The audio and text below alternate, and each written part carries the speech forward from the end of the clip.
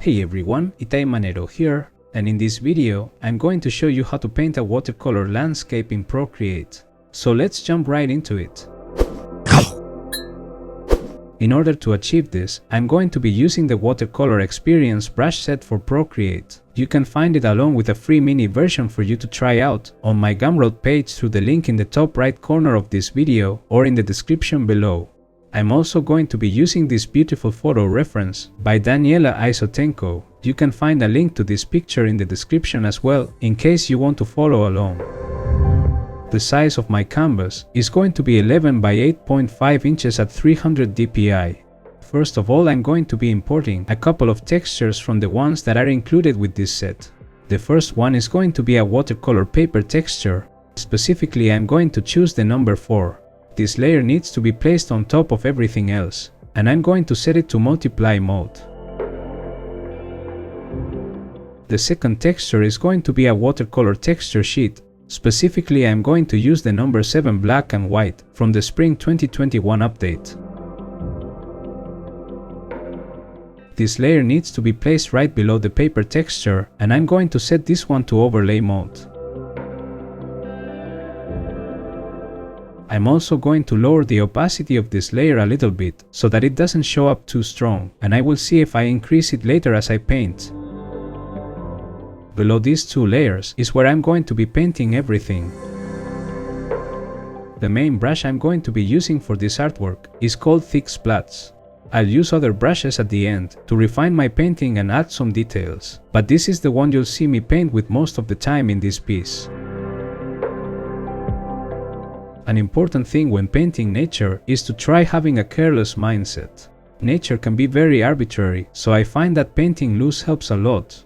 For that reason, I'm not starting with a sketch or anything, and I'm jumping straight to painting. I will try to welcome any mistakes as part of the process and see them as happy accidents. I'm using my observation skills to choose colors that look similar to the ones in the reference. Notice how I'm starting with the mountain that is furthest in the distance. My intention is to paint the different planes of these mountains layer by layer from the furthest in the back to the closest to us. This will help me have a plan in my head as to what am I painting next without the need for a sketch, as I can just paint on top of the previous layers to paint the next planes.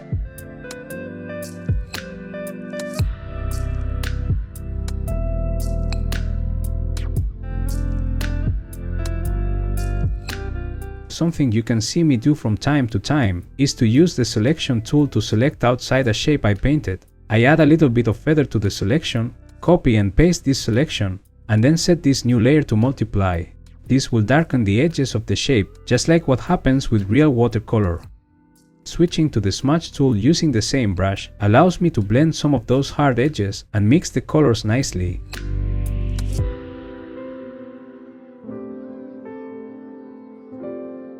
After finishing the first mountains in the back, I create a new layer and start painting the silhouette for the mountain in the next plane. I can also use the transform tool to move and resize things until I'm happy with them. To help me visualize my composition better, I'm also painting the mountain in the third plane on another layer before even rendering the second one. Now I can start painting and rendering on each layer accordingly. Alpha locking these layers can be very helpful in order to paint inside those shapes without having to worry about painting outside by mistake. But I only use this feature from time to time, as I also want to be able to paint without those constraints. One thing I've observed in the photo reference is that all the parts where the light hits in the mountains, there is a more yellow tone, while in the shadow areas, there is a blue tone. This makes for a nice contrast, as yellow and blue are complementary colors, so I'm trying to reflect that in my painting.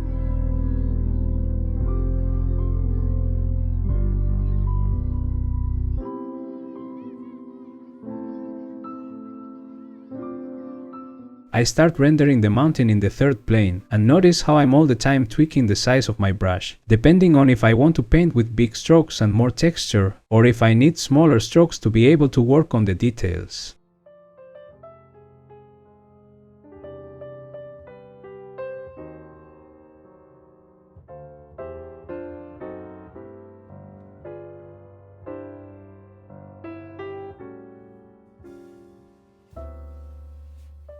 Once I'm happy with this, I add a new layer and I paint the silhouette for the mountain in the fourth plane.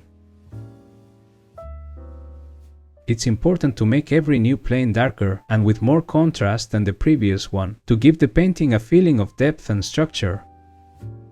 With the main shape in place, I alpha lock the layer and I paint some gradients in it that will help define the volumes of the mountain, and I'm also using big strokes with low pressure to add texture. On top of this, I'm adding the grass on a new layer.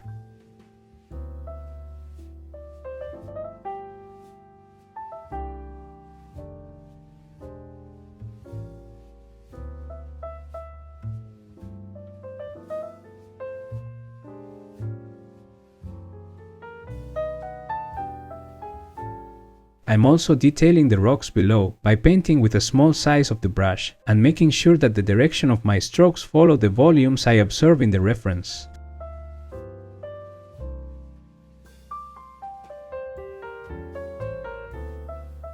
Finally, I can paint the last plane in the foreground.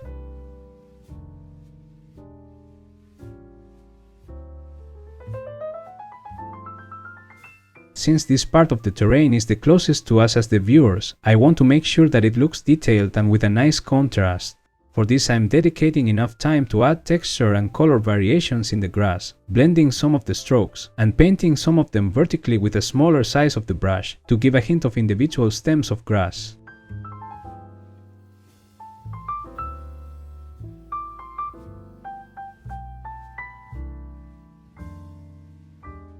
Here is where you are going to see me starting to use other brushes for the details. For example, I'm using various splatter brushes to give the effect that there are tiny flowers in the grass. I'm making sure to use different splatter brushes so that there is enough variation in size and shapes for the flowers. I'm even using some super big splats to simulate the flowers that are really close to the camera.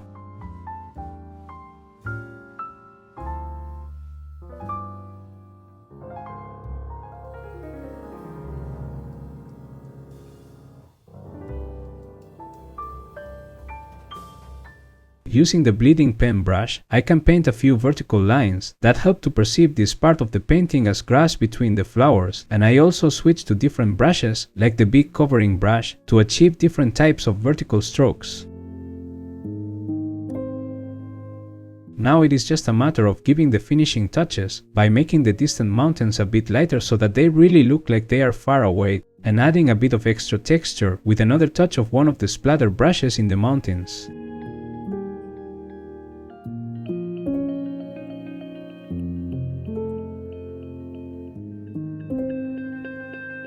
As a final detail, I'm going to use the rough eraser brush on a new layer, and I'm going to paint these straight but textured edges to make it look like we just pulled off a masking tape from the margins of the paper.